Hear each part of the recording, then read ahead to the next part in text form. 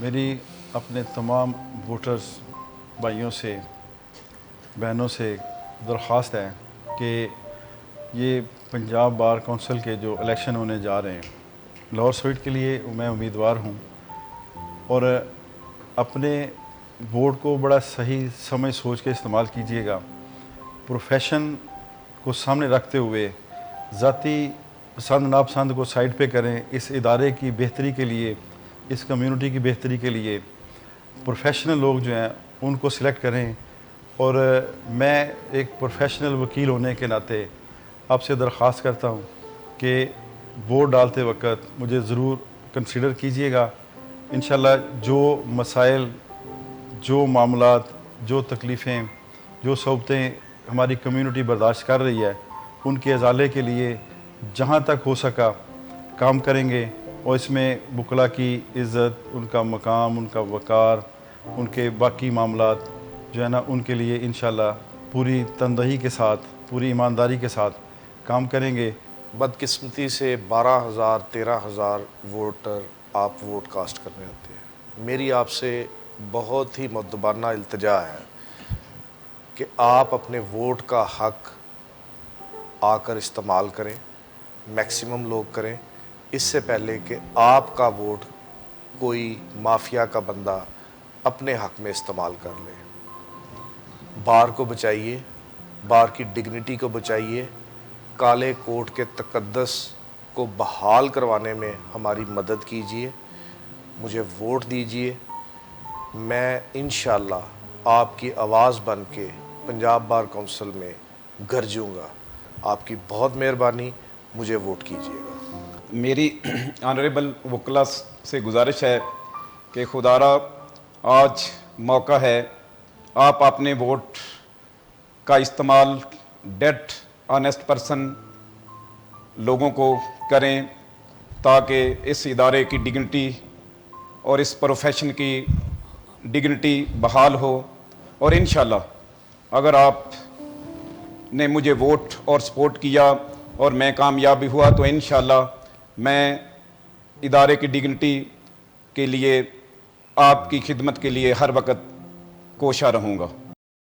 جوائف justice کے forum پر ایک دفعہ پھر سے آپ کا خیر مقدم ہے۔ آپ جانتے ہیں کہ حالیہ پنجاب بار کونسل کے الیکشنز جو نومبر میں انشاءاللہ منعقد ہوں گے، ان کی کیمپین جاری ہے، اور ہمارے معزز وکلاء جو کینڈیڈیٹس ہیں وہ اس کی کنویسنگ کر رہے ہیں اور آپ تک بھی وہ پہنچائیں گے اپنا بیانیہ۔ میرے ساتھ جوائف جسٹس کے فورم سے پینل سے ایڈوکیٹ ندا اسلم صاحبہ موجود ہیں، آپ کی آمد کا بہت شکریہ، اور ہمارے ساتھ سلطان ثاقب بلوچ صاحب ہیں، آپ کا بھی بہت شکریہ۔ ہمارے جو معزز مہمانان گرامی ہیں ان میں سب سے پہلے میں تعارف کرانا چاہوں گا لاہور سیٹ کے لیے غلام مصطفیٰ چودھری صاحب، advocate supreme court of Pakistan, اور ان کے ساتھ تشریف فرما ہیں عرفان خان صاحب، ایڈوکیٹ ہائی کورٹ ہیں۔ رائے نواز کھرل صاحب ہیں ہمارے تیسرے مہمان آج کے، ایڈوکیٹ ہائی کورٹ، ممبر پنجاب بار کونسل کے لیے لاہور سیٹ سے۔ غلام مصطفیٰ چودھری صاحب سے ریکویسٹ کروں گا کہ آپ فرمائیے کہ آپ کب سے وکالت کے پیشے سے منسلک ہوئے، اور آج آپ کیوں سمجھتے ہیں کہ بطور ممبر پنجاب بار کونسل آپ اپنے وکیل برادری کی بہترین نمائندگی کر سکیں۔ بسم اللہ الرحمن الرحیم، والصلاۃ والسلام علی خاتم النبیین۔ سب سے پہلے تو میں جوائف جسٹس فورم کی ٹیم کا شکریہ ادا کرتا ہوں جنہوں نے موقع دیا کہ ہم اپنے خیالات کا اظہار کر سکیں اور اپنا پیغام دوسروں تک پہنچا سکیں۔ جہاں تک میری وکالت کا تعلق ہے اس پیشے میں آنے سے 92-93 سے کے سال میں نے university Punjab university law college سے LLB کیا، پھر اس کے بعد ڈپلومہ جات کیے، پھر اس کے بعد پروفیشن میں ریگولر آ گئے، اور آج کوئی 22-23 سال کی میری جو ہے نا اسٹینڈنگ ہے۔ الحمدللہ تمام سول پہ، کرمنل سائڈ پہ اور بینکنگ پہ، کارپوریٹ پہ، تمام فیلڈ میں کام کرنے کا موقع ملا۔ تو جہاں تک اس کا تعلق ہے کہ اس الیکشن میں کیوں آئے، یہ میرا پہلا الیکشن ہے، اور آنے کی ایک وجہ یہ تھی کہ دوستوں نے مل کے بیٹھ کے فیصلہ کیا کہ یار جو کچھ اس کمیونٹی کے ساتھ ہو رہا ہے، جو کچھ اس کالے کوٹ کے ساتھ ہو رہا ہے، جو پنجاب بار کونسل میں ہو رہا ہے اور اب بھی سٹل کنٹینیو ہے، تو اس کو اگر ہم روکنے کے لیے میدان میں پروفیشنل وکلا نہیں آئیں گے تو ان کو فری ہینڈ ملے گا اور وہ اپنی منمانی سے وہ کریں گے جس کا سوچا بھی نہیں جا سکتا۔ اور اگر آج ایک پروفیشنل لائر کی حیثیت سے میں اگر نہیں قدم بڑھاتا تو آنے والی جو نسلیں ہیں ہماری ان کا مستقبل جو ہے نا بڑا ڈارک نظر آ رہا ہے.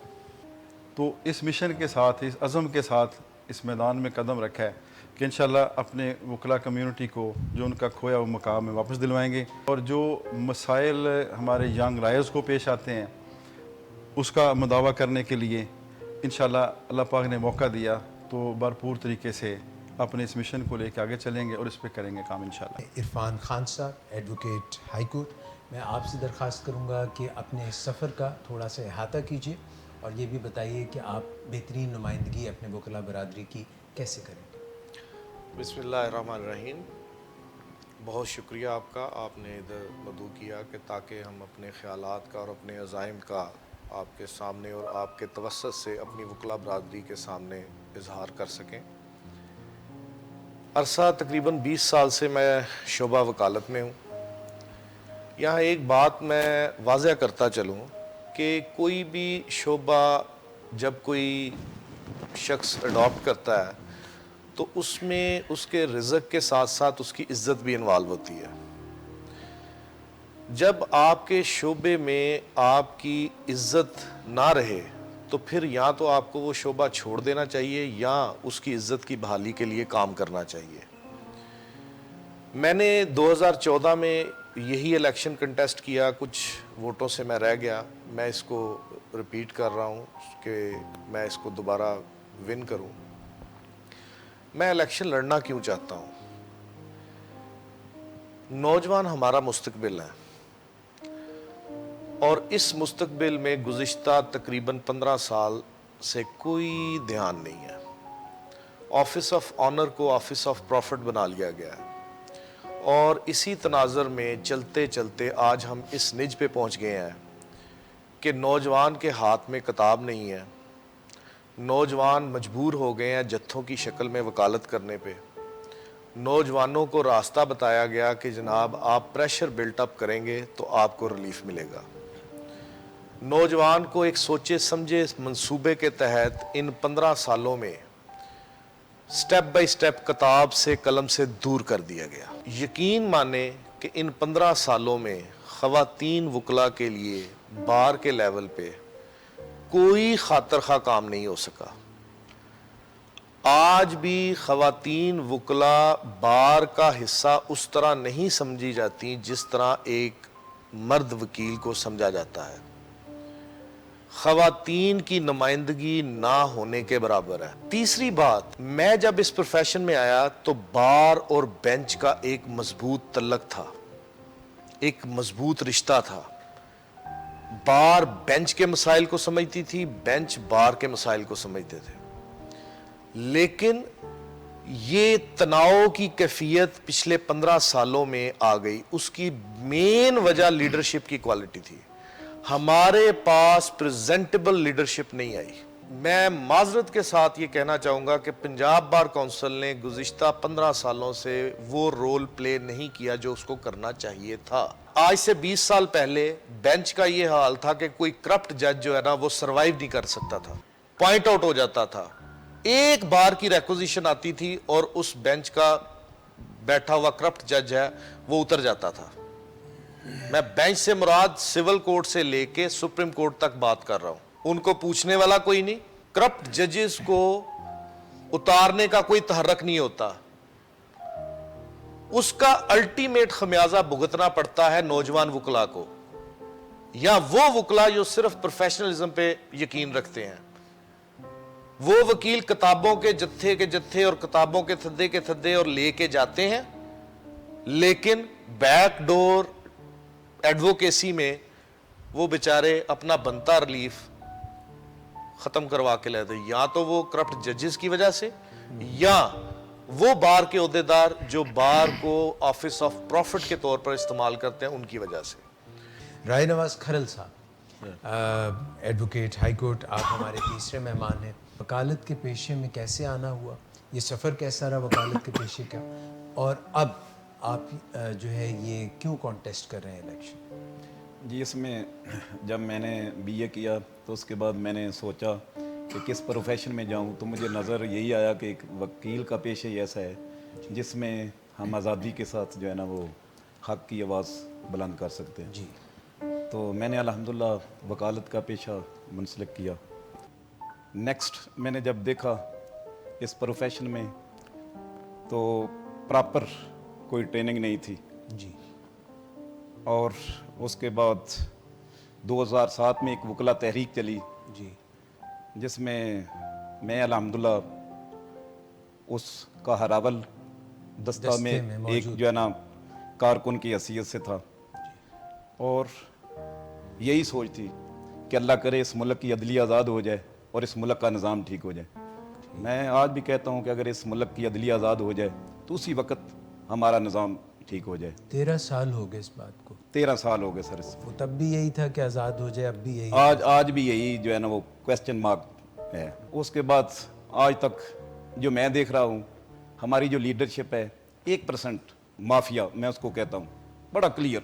ये वकला की बात। जी जी, वकला में और जुडिशरी में 1% जो 99% पर अहमी है।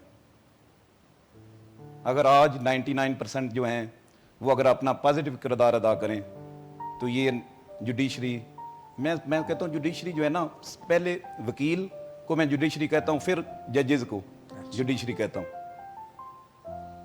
जो वकील है उसने ही जज बनना है। इस तसलसल को जो है ना, मैं जब तहरीक का खास करके मैं वही आपको बताना चाहता हूँ जी। कि तहरीक के दौरान पहले कैंप जेल में थे, फिर सियालकोट जेल में चले गए, और रात को सब वकला की जमानतें होगी, तो वहाँ पर उन्होंने कहा जी एक राय नवाज खर नहीं जा सकते।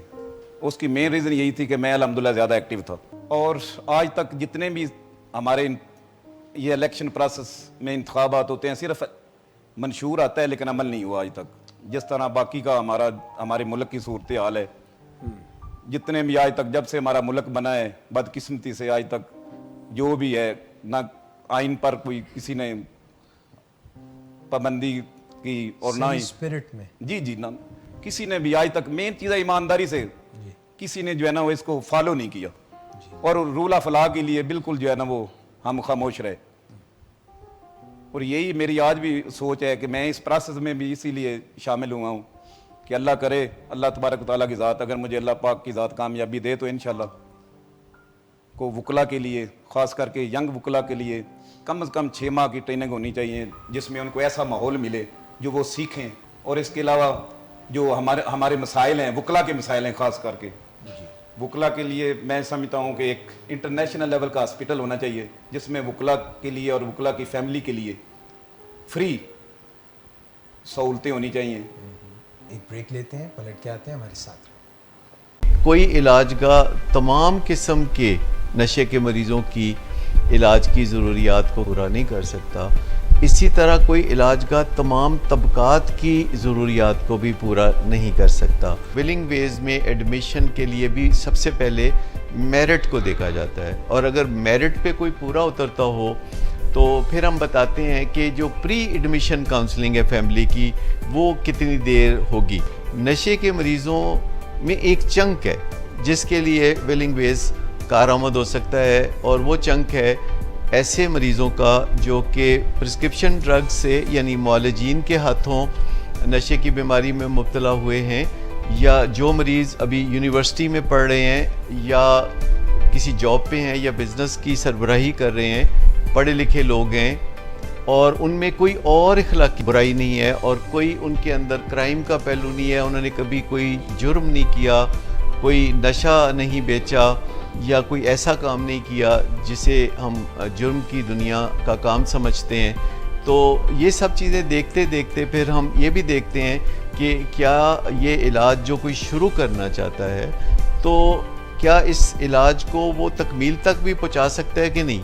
जो लोग माली मुश्किलात का शिकार होते हैं उनके लिए विलिंग वेज कोई बहुत ज़्यादा सूटेबल इलाज का नहीं है। विलिंग वेज में सिर्फ वो लोग जो है बहुत बेहतरीन फ़ायदा उठा सकते हैं और अपने प्यारों की ज़िंदगी में इनकलाब ला सकते हैं, जो कि मुसलसल पुरजोश होकर काम कर सकते हों, जो मेहनत से काम कर सकते हों, जो लिखने पढ़ने से घबराते ना हों اور جو مسلسل وقت کی اور روپے کی انویسٹمنٹ کر سکتے ہوں. بلنگ ویز کی جو پالیسی ہے وہ دو لفظوں کے ارد گرد گھومتی ہے. ایک ہے آنیسٹی اور دوسری ہے ٹرانسپیرنسی. سر میں آپ لوگوں سے پوچھنا چاہوں گی کہ وکلا برادری میں جیسے آپ لوگوں نے نوجوان وکلا کی بات کی, ان کی تربیت کی بات کی, پروسیجرز کی بات کی, تو آپ ان لوگوں کے کیریئر بلڈنگ اور ان کی فلاح کے لیے کیا سوچ رکھتے ہیں, اور آپ کیا سٹیپس لینا چاہتے ہیں جس سے وہ ایکچولی پریکٹیکل فیلڈ میں آئیں؟ اس میں یہ بات بڑی دکھ سے کہنے والی ہے کہ جب بھی ینگ لائرز انٹر ہوتے ہیں اس پروفیشن میں, بلکہ ان کو لائسنس لینے سے پہلے ہی جو کینڈیڈیٹ الیکشن لڑنے ہوتے ہیں وہ ان کو اپنے قابو میں کر لیتے ہیں, ان کو ہر طرح سے استعمال کرتے ہیں اپنے مقاصد کے لیے. بیجز لگا کے, ڈور ڈور کمپین کرا کے, بڑے بڑے جلسے جلوس کر کے, کھانوں کے اوپر بلا کے, پارک میں بلا کے, مختلف جگہ بلا کے ان کو صرف الیکشن کے دوران جن چیزوں کی ضرورت جو ریکوائرمنٹ ہوتی ہے وہ کر کے اپنا ووٹ لے کے الیکٹ ہو کے اس کے بعد ان کا کوئی پرسان حال نہیں ہوتا. ہونا یہ چاہیے کہ جب وہ آتے ہیں ان کو سب سے پہلے تو آپ وکیل بنائیں. اس طرح میرے بھائی نے ایک بات کی بڑی خوبصورت کہ ان کو پہلے وکیل بنائیں, ان کو مینر سکھائیں, عدالت میں کیسے جانا ہے, سینئر کے ساتھ کیسے پیش آنا ہے, کلائنٹ کو کس طرح ڈیل کرنا ہے, اپنے کیسز کی تیاری کس طرح کرنی ہے, میں سے کوئی چیز نہیں بتائی جاتی.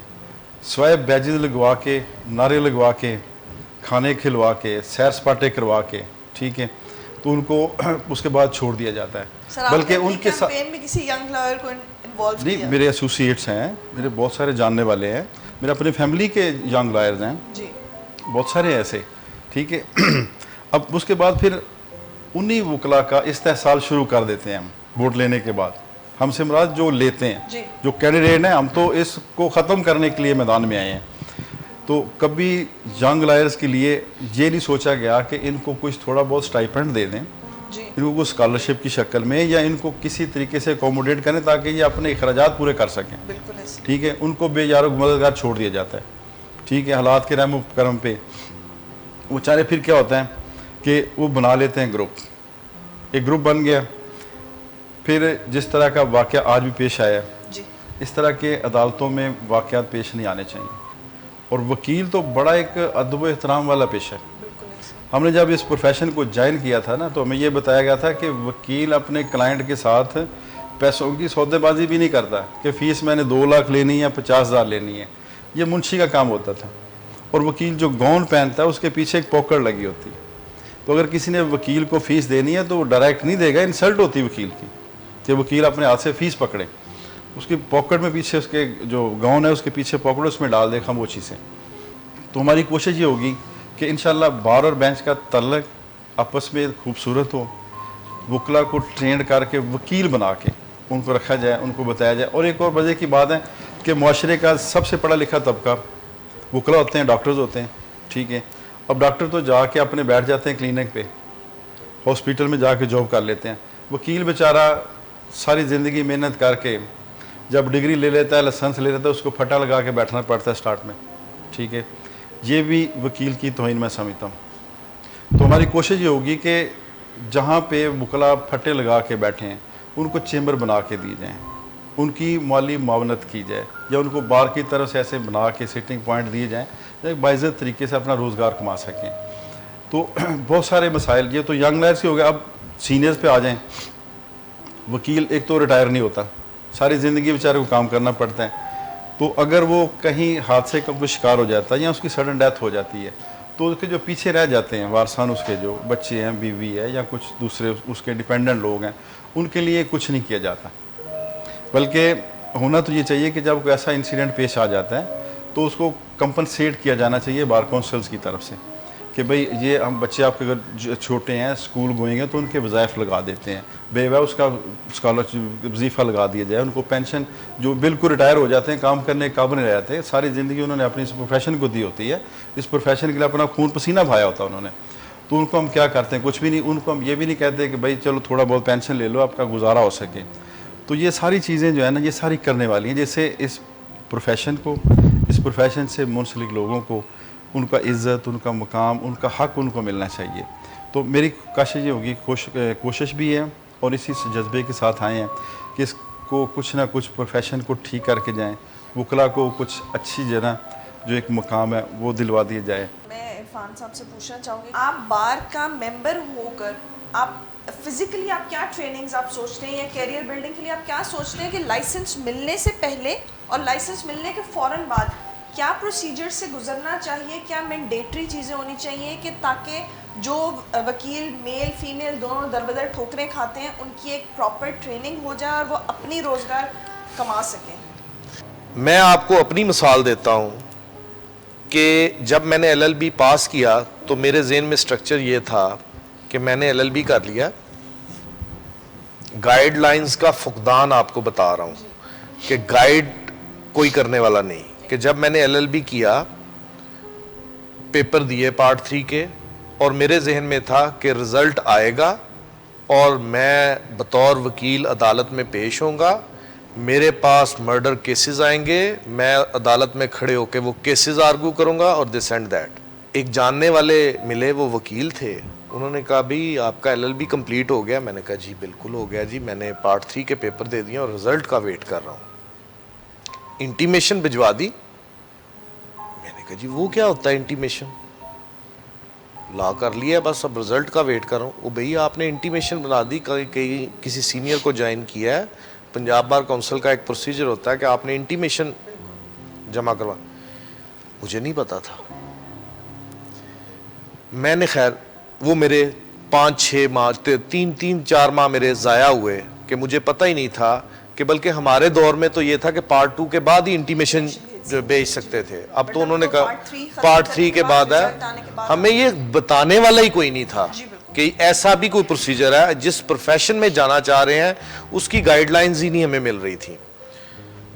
मैंने 2014 में जब इलेक्शन कंटेस्ट किया और मैं लूज कर गया तो मेरे ज़हन में एक मैं स्पेक्ट्रम लेके गया हुआ था। मैंने मुबारकबाद दी जो रिटर्न कैंडिडेट थे। मैंने कहा यार मेरे ना ज़हन में एक खाका था तो वो आप कर लें। कहते जी क्या? मैंने कहा कि जब भी कोई वकील पास आउट होता है ना तो पास आउट होने के बाद सबसे पहले वो गैम्बल करता है। कहते जी क्या मतलब? मैंने कहा जी वो गैम्बल करता है कि उसके नसीब में एक प्रोफेशनल चैम्बर आ रहा है, उसके नसीब में नॉन प्रोफेशनल चैम्बर आ रहा है, उसके नसीब में एक प्रॉपर्टी डीलर का चैम्बर आ रहा है। वो उसका नसीब है, वो गैम्बल करता है क्योंकि वो उसको इस प्रोफेशन के बारे में पता ही नहीं होता। वो देखता है कि एक बंदा मर्सिडीज में आया है, उसके आगे पीछे बंदे हैं, उसके लिए वो सबसे बड़ा वकील है। उसके लिए वो वकील कोई वक़्त ही नहीं रखता। जो वकील फाइलें हाथ में पकड़ी हुई हैं और गंदे से कोर्ट में वो जा रहा है, वो कहता नहीं ये वकील नहीं है। उसको नहीं पता होता कि नॉलेज वाइज क्या है। मैंने कहा जी मैं आपको एक प्रोग्राम देता हूँ, कोई फाइनेंस रिक्वायर्ड नहीं, मैं वॉलंटियर करवाऊंगा सीनियर्स को। आप एक फ्रंट डेस्क बना दें, उसमें 60 से 70 सीनियर्स जो हैं वो इस पार के साथ, इस ताकत के साथ फाइनल ईयर में कॉलेजेस का विजिट करें। उनके पास एक लिस्ट हो चैम्बर्स की और उनको दे दी जाए कि जनाब ये आपकी डिस्पोजल पे है, जिस चैम्बर में जिस बच्चे को आप भिजवाएंगे वो चैम्बर इनकार नहीं करेगा।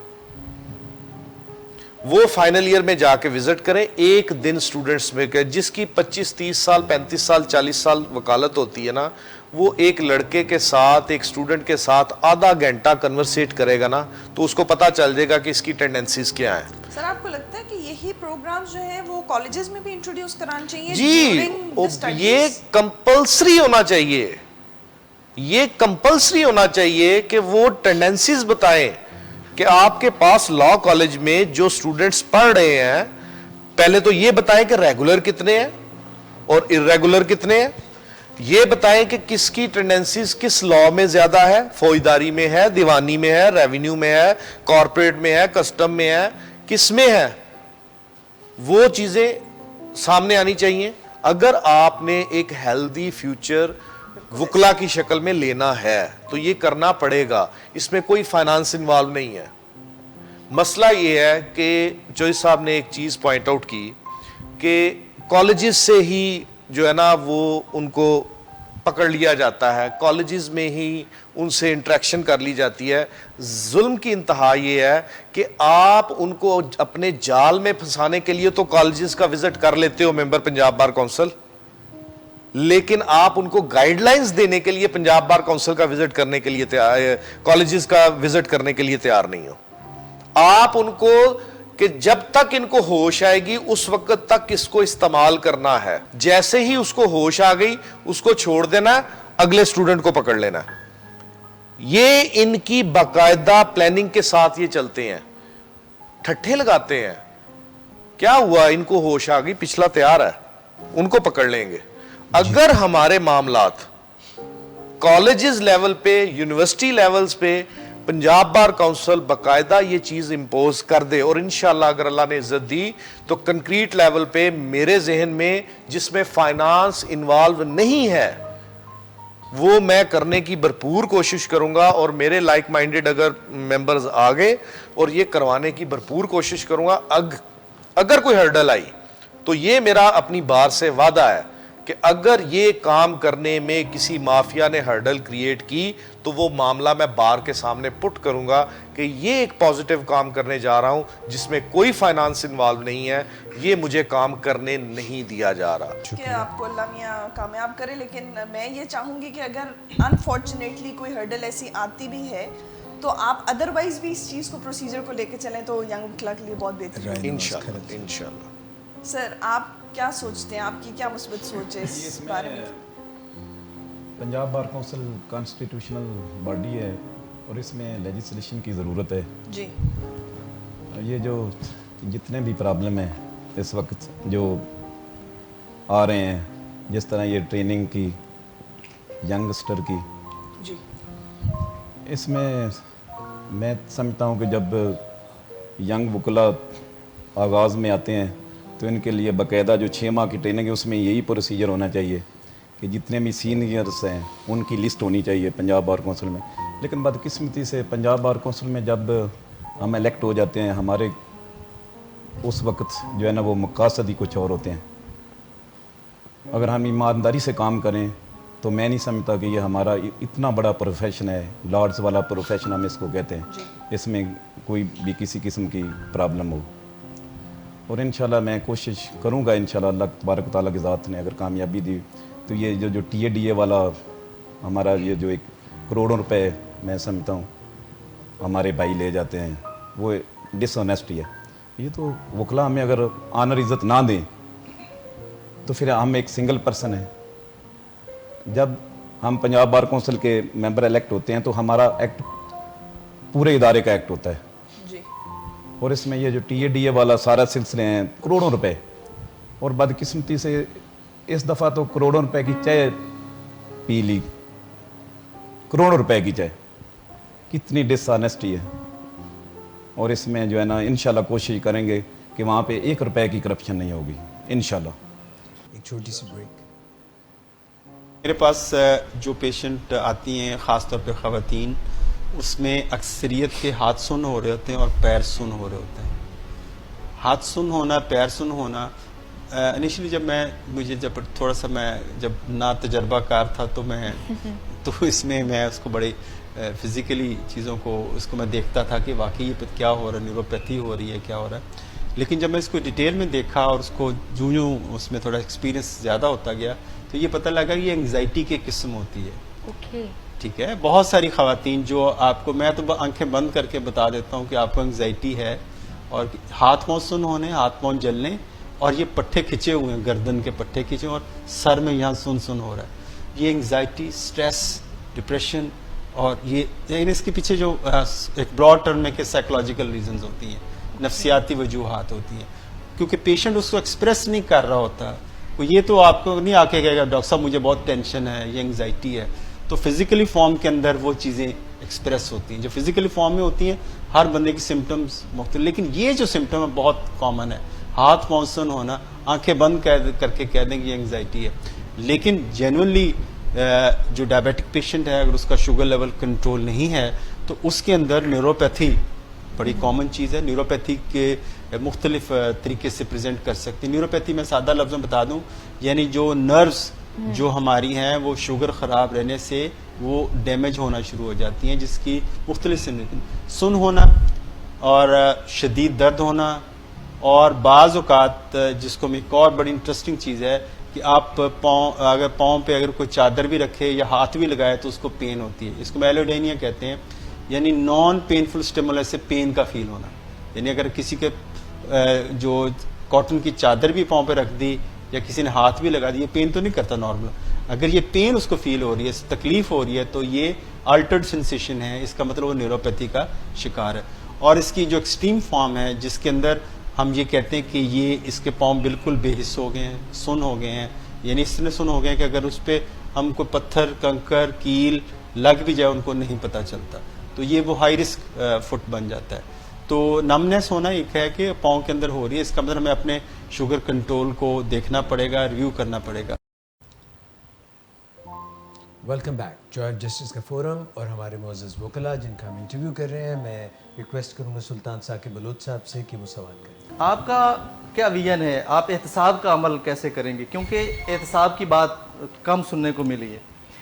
आप वकला हजरात जब लीडरशिप पे आते हैं तो पाकिस्तान बना देते हैं, मैं कायद आज़म मोहम्मद अली जिन्ना की बात कर, मगर अपने अंदर ही एक बंदा कत्ल हो जाता है, एक बंदा कत्ल कर देता है, दोनों को वकील की ज़रूरत पड़ती है।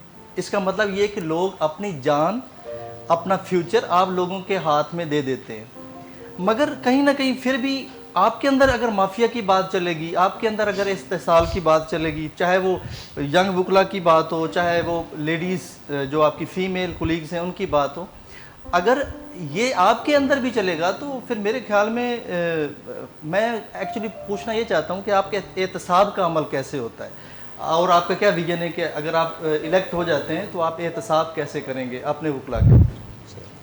आपने एक बहुत बड़ा सवाल कर दिया, इसका जवाब बड़ा मुख्तसर आपको दे सकता हूँ कि यहाँ पे बात हो रही सिर्फ वकला की, वकील की, वकील नुमा जो हैं उनकी नहीं। वकील में और वकील नुमा में फ़र्क है।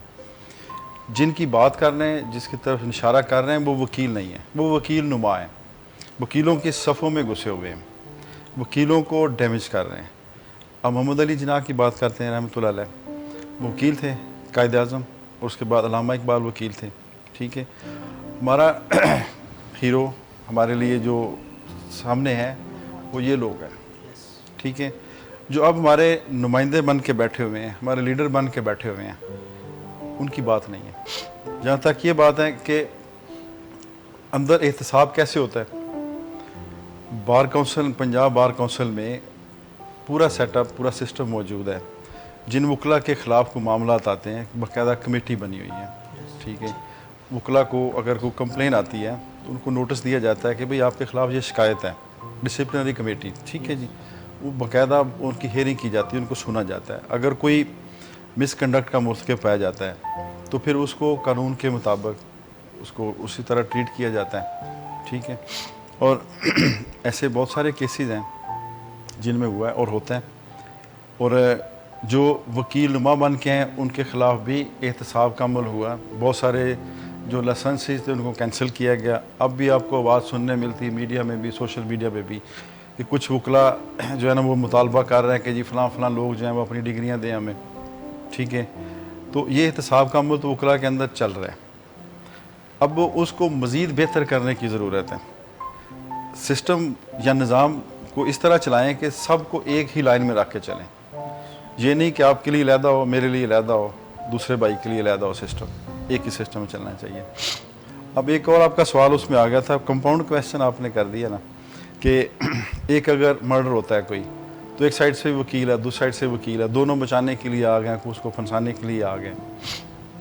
सिस्टम हमारा ये है कि अगर एक बंदा किसी जुर्म में इन्वॉल्व होता है, अब मर्डर की बात की, अगर एक बंदा मर्डर करता है तो मुद्दई पार्टी क्या करती है, उस ख़ानदान पे नज़र दौड़ाती है, कौन कौन ज़रा थोड़ा सा सिर कट रहा है या जिसको पकड़ना ज़रूरी, जो इनकी बैक करेगा उसको पकड़ें, उसको उसमें नामजद कर देते हैं। ठीक है, बड़ा नेट वाइडन हो जाता है कि करने वाला एक होता है, फैमिली के 5, 7, 10, और उसके बाद फिर 2-3 नामालूम भी रख लिए जाते हैं ताकि कोखा सौखा है तो फिर उसको भी ज़रा फिट कर लिया जाए उसमें। ठीक है, تو یہ پہلا کیس تو مدعی اپنا پہلے خراب کر لیتا ہے. اور پھر وکلا جو وکیل نے کیا کرنا ہوتا ہے, وکیل جو ہمیں سکھایا گیا ہے, جو ہم نے پڑھا ہے کہ وکیل کا کام ہے عدالت کی معاونت کرنا قانونی طور پہ. فیصلے کا وکیل سے کوئی کنسرن نہیں ہے, جو مرضی فیصلہ ہو, فیصلے کا مستقبل کیا ہے, فیصلہ کس سائڈ پہ جا رہا ہے وہ جانے, فیصلہ کرنے والا اور جن کا کیس ہے وہ جانے. وکیل نے اپنی پروفیشنل ذمہ داری نبھانی ہے, عدالت کو اسسٹ کرنا ہے اور دیکھنا یہ کہ اس کے کلائنٹ کے ساتھ زیادتی نہ ہو, اس کے ساتھ زیادتی نہ ہو, جتنا اس کا جرم بنتا ہے اس کے مطابق اس کو ٹریٹ کر لیا جائے, اس سے آگے نہ جایا جائے. اور اگر کسی کے ساتھ ظلم ہوا ہے تو پھر جو سزا بنتی ہے مجرم کی اس کو ملنی چاہیے. بڑا مختصر سا جواب ہے اس کا کہ اگر آنیسٹ لیڈرشپ آ جائے گی, آنیسٹ بندے آپ الیکٹ کر کے پنجاب بار کونسل میں بھجوا دیں گے تو احتساب کے عمل میں کوئی چیز حائل نہیں ہوگی. قوانین موجود ہیں اور بڑے اسٹرکٹ قوانین موجود ہیں, اور یہ جو رپیٹ کر رہے ہیں میرے دوست ہیں, بھائی ہیں سارے, جو یہ رپیٹ کر رہے ہیں یہ کوئی بار کے درد میں تو رپیٹ نہیں کر رہے. ان کو خوف ہی یہی ہے کہ اس وقت بار میں کینڈیچر جو ہے وہ اس وقت موسٹلی کینڈیچر آنیسٹ نظر آ رہی ہے, اور اگر یہ سارے آگے اور ہم پنجاب بار کونسل میں نہ بیٹھے ہوئے تو ہمارا کڑا احتساب ہوگا. اور یہ نہیں کہ وکٹمائزیشن ہوگی, نو نو نو نو نو, وکٹمائزیشن کا تو سوال پیدا ہی نہیں ہوتا اگر آنیسٹ لیڈرشپ ہو. بالکل اکراس دی بورڈ جسٹس ہونا چاہیے, کیونکہ میں آپ کو یہ بات بتا رہا ہوں کہ پنجاب بار کونسل میں نے اپنی آنکھوں سے دیکھا ہے کہ جن ایپلیکیشنز پہ کاروائی ہو ہی نہیں سکتی ان ایپلیکیشنز پہ بھی نوٹسز جاری ہوئے ہیں.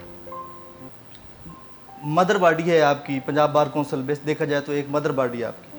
آپ کو کیا لگتا ہے کہ اب تک پنجاب بار کونسل وہ رول ادا کر سکی ہے جس کے لیے یہ بنایا گیا ہے پنجاب بار کونسل, یا ابھی تک اس میں کافی ساری کمزوریاں ہیں یا بہتری کی گنجائش ہے؟ اگر بہتری کی گنجائش ہے تو آپ کس طرح اس کو دیکھتے ہیں کہ کیسے ہو سکتا ہے؟ میں تو دیکھ رہا ہوں کہ آج تک جو پنجاب بار کونسل نے جو کرنا ہے نا وہ آج تک نہیں ہوا. تقریباً 40 سال سے جو رولز پر عمل درآمد ہے نا وہ نہیں ہوا. تو نیکسٹ اگر اللہ کرے جس طرح خان صاحب ماشاءاللہ فرما رہے ہیں کہ ڈیڈ آنیسٹ پرسن لوگ آ جائیں, کمیٹڈ لوگ آ جائیں, تو انشاءاللہ پنجاب بار کونسل میں بہت زیادہ بہتری آئے گی. اور انشاءاللہ آنے والا وقت جو ہے نا اس میں جو یہ جس طرح کے حالات پیدا ہوتے ہیں وہ انشاءاللہ نہیں پیدا ہوں گے. تھینک یو سر. غلام مصطفیٰ چودھری صاحب, میں آپ سے اب درخواست کروں گا کہ آپ اپنے ووٹر سے مخاطب ہو کے اپنے کیمرے میں ان کو یہ دعوت دیں کہ وہ آپ کو ووٹ ان کریں اور اس کے اسباب بتائیں تاکہ آپ ڈائریکٹلی ان کو اس طرف راغب کر سکیں. بہت شکریہ. میری اپنے تمام ووٹرز بھائیوں سے بہنوں سے درخواست ہے کہ یہ پنجاب بار کونسل کے جو الیکشن ہونے جا رہے ہیں لاہور سیٹ کے لیے میں امیدوار ہوں, اور اپنے ووٹ کو بڑا صحیح سمجھ سوچ کے استعمال کیجیے گا. پروفیشن کو سامنے رکھتے ہوئے ذاتی پسند ناپسند کو سائڈ پہ کریں. اس ادارے کی بہتری کے لیے, اس کمیونٹی کی بہتری کے لیے پروفیشنل لوگ جو ہیں ان کو سلیکٹ کریں. اور میں ایک پروفیشنل وکیل ہونے کے ناطے آپ سے درخواست کرتا ہوں کہ ووٹ ڈالتے وقت مجھے ضرور کنسیڈر کیجیے گا. انشاءاللہ جو مسائل, جو معاملات, جو تکلیفیں, جو صعوبتیں ہماری کمیونٹی برداشت کر رہی ہے ان کے ازالے کے لیے جہاں تک ہو سکا کام کریں گے. اور اس میں وکلا کی عزت, ان کا مقام, ان کا وقار, ان کے باقی معاملات جو ہے نا ان کے لیے انشاءاللہ پوری تندہی کے ساتھ, پوری ایمانداری کے ساتھ کام کریں گے. عرفان خان صاحب. 35,000 ووٹر ہیں ہماری بار کے. بدقسمتی سے 12,000 13,000 ووٹر آپ ووٹ کاسٹ کرنے آتے ہیں. میری آپ سے بہت ہی مؤدبانہ التجا ہے کہ آپ اپنے ووٹ کا حق آ کر استعمال کریں, میکسیمم لوگ کریں, اس سے پہلے کہ آپ کا ووٹ کوئی مافیا کا بندہ اپنے حق میں استعمال کر لے. بار کو بچائیے, بار کی ڈگنیٹی کو بچائیے, کالے کوٹ کے تقدس کو بحال کروانے میں ہماری مدد کیجیے, مجھے ووٹ دیجیے. میں انشاءاللہ آپ کی آواز بن کے پنجاب بار کونسل میں گرجوں گا اور آپ کے حقوق کے لیے سینہ سپر ہوں گا, کیونکہ نہ میں پیسہ لگا رہا ہوں نہ آپ مجھ سے پیسہ مانگ رہے ہیں. آپ میرے ساتھ کھڑے ہوں, کل کو سینہ تان کے آنکھوں میں آنکھیں ڈال کے آپ کے ساتھ کھڑا ہوں گا. آپ کی بہت مہربانی, مجھے ووٹ کیجیے گا. Thank you sir. Rai Nawaz Kharal Sahib. میری آنریبل وکلا سے گزارش ہے کہ خدارا آج موقع ہے, آپ اپنے ووٹ کا استعمال ڈیٹ آنیسٹ پرسن لوگوں کو کریں تاکہ اس ادارے کی ڈگنیٹی اور اس پروفیشن کی ڈگنیٹی بحال ہو. اور انشاءاللہ اگر آپ نے مجھے ووٹ اور سپورٹ کیا اور میں کامیاب ہوا تو انشاءاللہ میں ادارے کی ڈگنیٹی کے لیے آپ کی خدمت کے لیے ہر وقت کوشاں رہوں گا. جزاک اللہ خیراً. آپ تینوں وکلا کا بہت بہت شکریہ. میری دعا ہے کہ آپ لوگ کامیاب ہوں اور جو آپ سے وابستہ جو امیدیں ہیں اور جو آپ کے عزائم ہیں اس میں آپ کامیاب ہوں اور پنجاب بار کونسل کا تقدس اور بھی بلند کریں. آپ کی آمد کا بہت شکریہ. آل دی ویری بیسٹ.